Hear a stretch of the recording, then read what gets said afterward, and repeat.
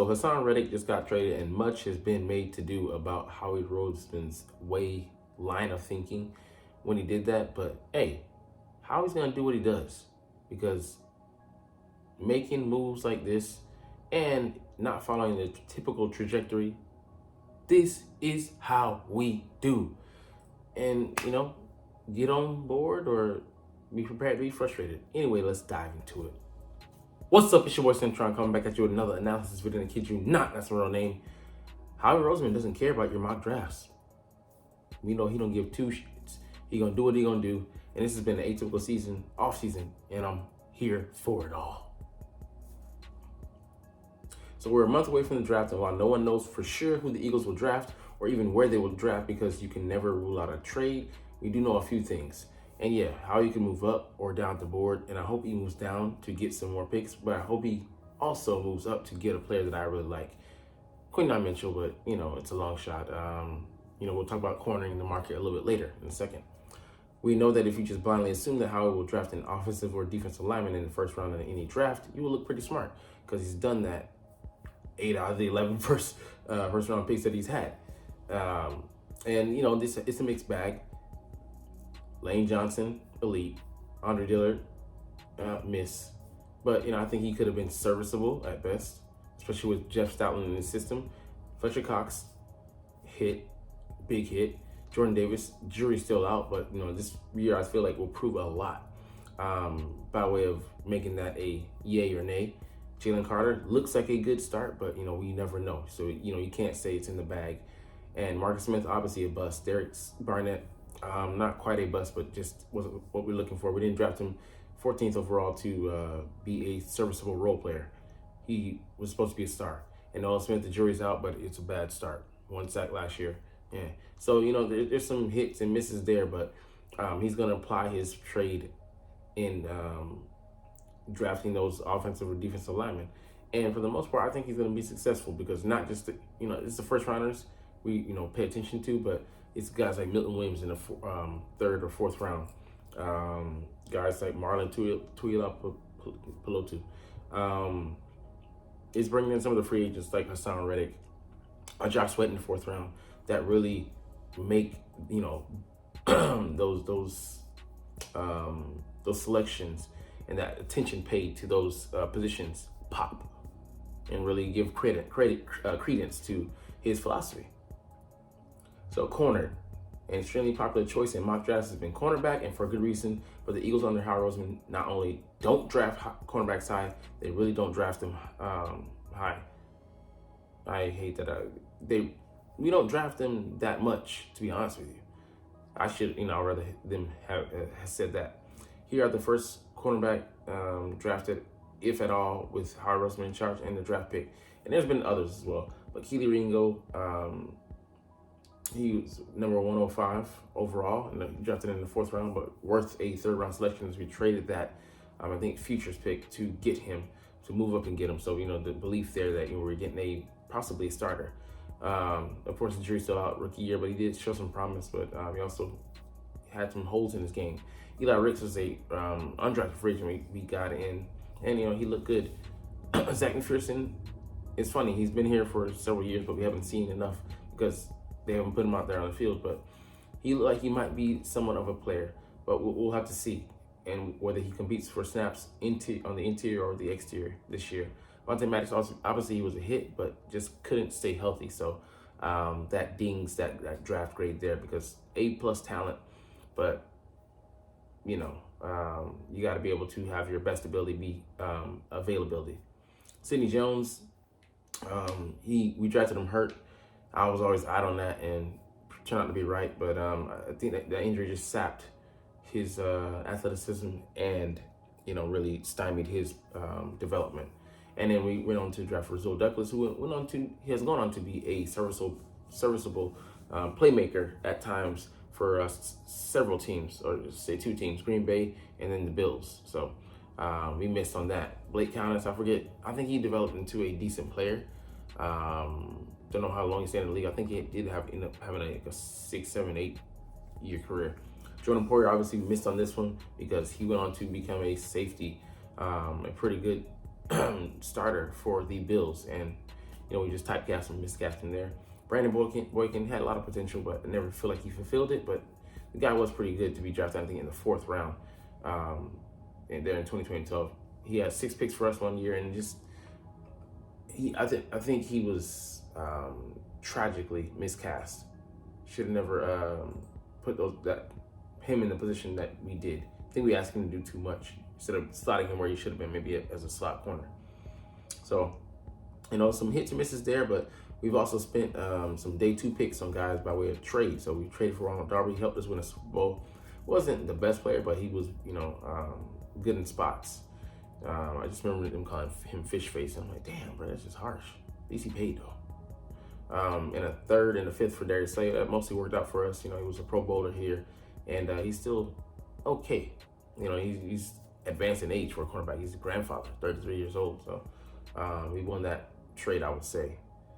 And it would seem to go against the grain for the Eagles to draft a cornerback high in any year, but I would say it's time for Howie to make a guy his own. Pause.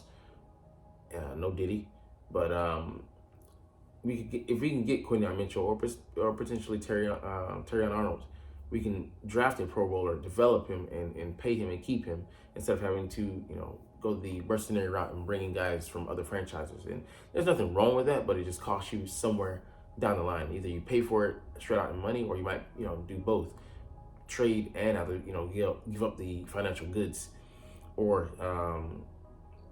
you just trade out outright and it ends up being a deal. But we also extended there's still in this contract, so you got to pay them regardless. You're paying for it in some type of way. And I'd rather it be on a low cost and just to develop a guy, because it's been too long since we've had Sheldon Brown and Leo Shepard in the same drafted, developed, and be stars for us.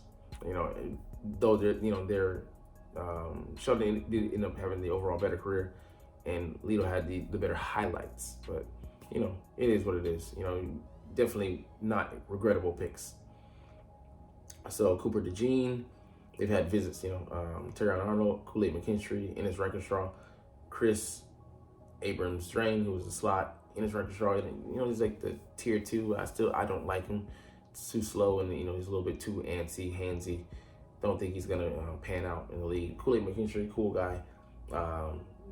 Per the name, just smooth athlete. Runs a 4.4, decent. And Terrion Arnold, the corner that was opposite him, boundary corner. He just has supreme confidence and plays with good technique and such. So there's a couple of guys that you could definitely go with, and I wouldn't be mad.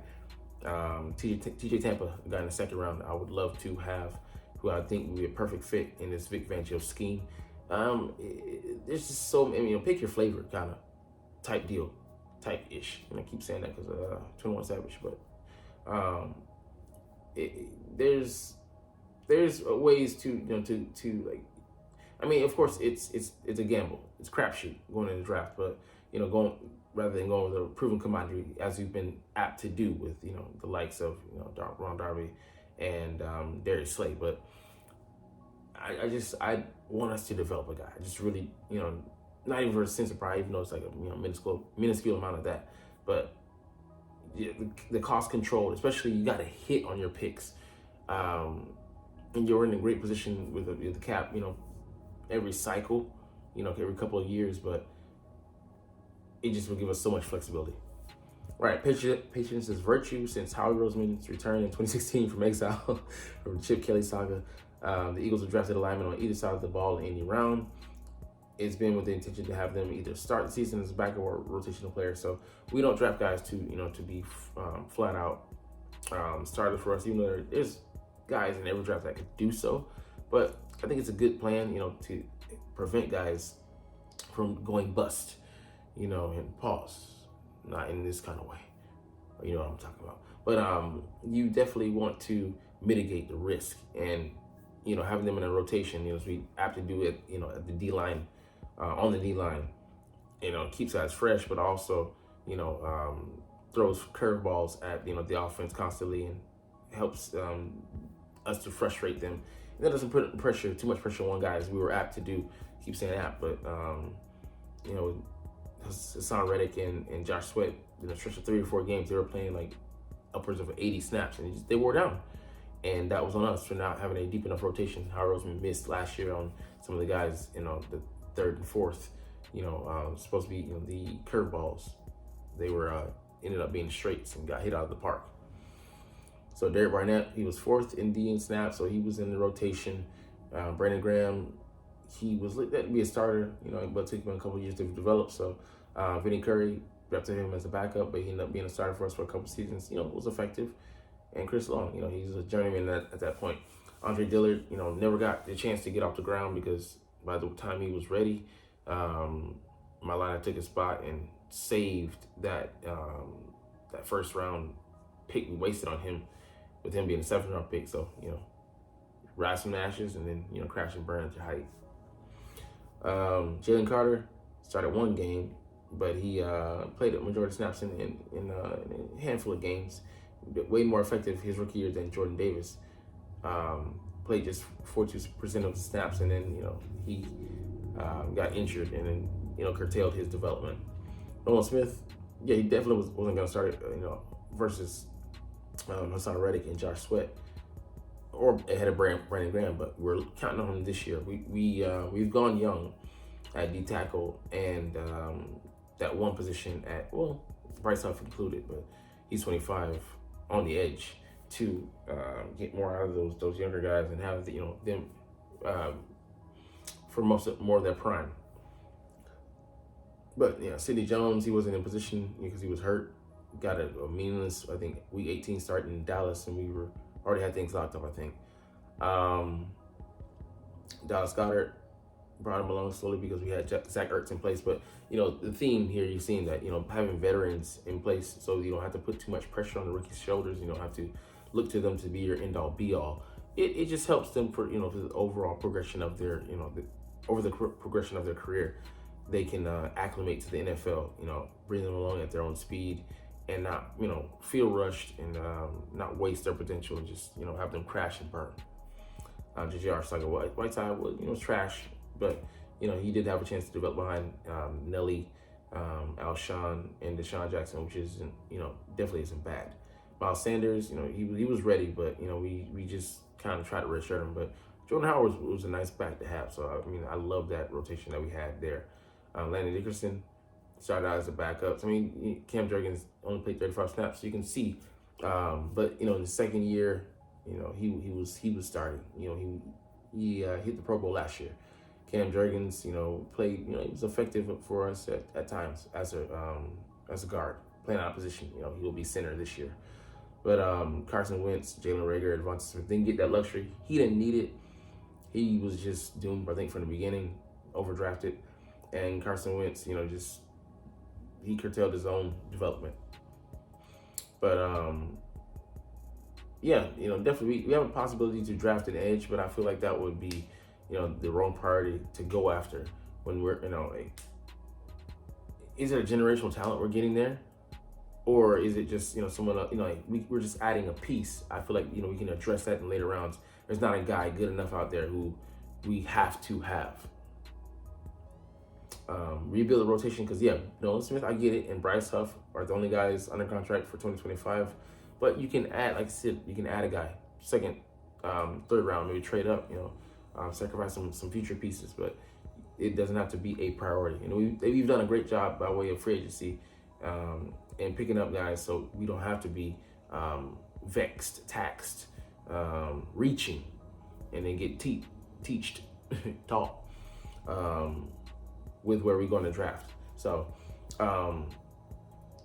one guy we do have and another, young piece that allows us to not have to overextend is one Reed Blankenship. So he's signed a 1-year contract extension. I think it's worth $3.03 million or so, which is, kind of interesting for me why he didn't just wait a year to see, but he just wanted maybe the guaranteed cash and guarantees that come along with having that contract extension.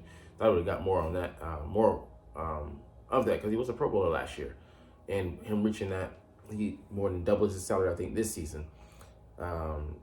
He was awarded $922,000, so almost $1 million.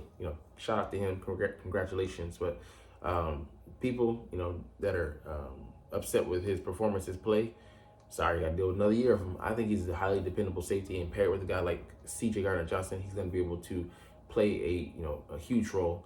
Great run defender, solid in coverage. When put in great in good position.